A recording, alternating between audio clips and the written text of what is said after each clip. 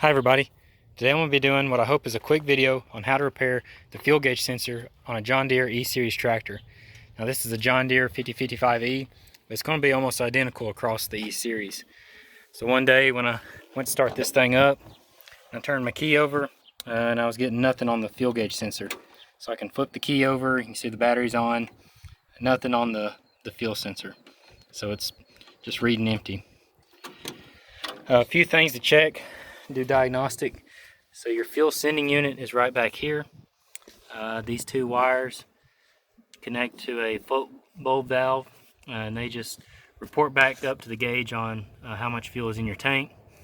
One thing to do before you start replacing any parts, look and use just a simple multimeter and check the voltage across these 2 points. You should be getting 12 volts. No sense in replacing this fuel sending unit if you're not getting any power.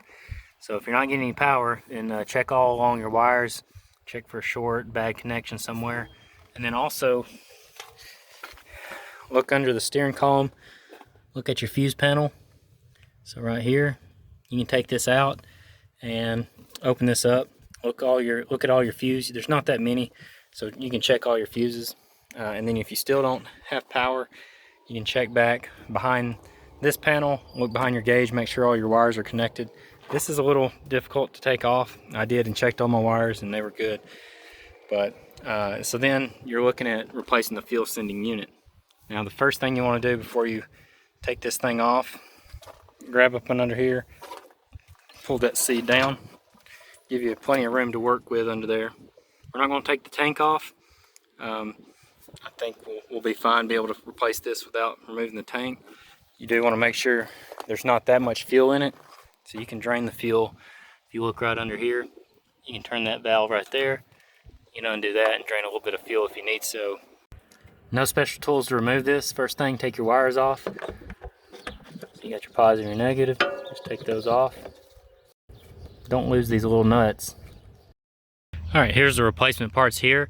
Here's the new fuel sending unit. I'll put a link in the description to that. Recommendation though, before you take the old one out, when you have these wires disconnected off the tank, plug it into here, turn your switch over and make sure that fixes the problem. If this doesn't fix the problem, then you don't need to pull your old one out.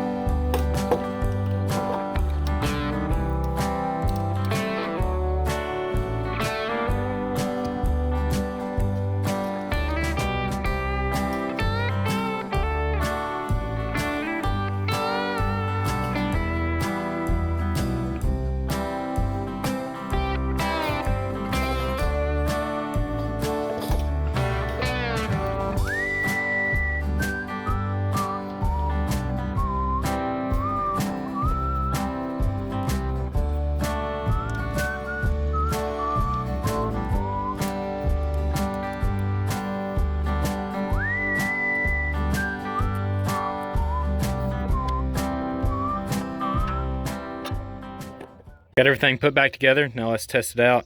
Should be able to just turn the key over, apply the power from the battery, and it should turn on. Flip the switch. Now it will take a little bit for it to respond. That's normal.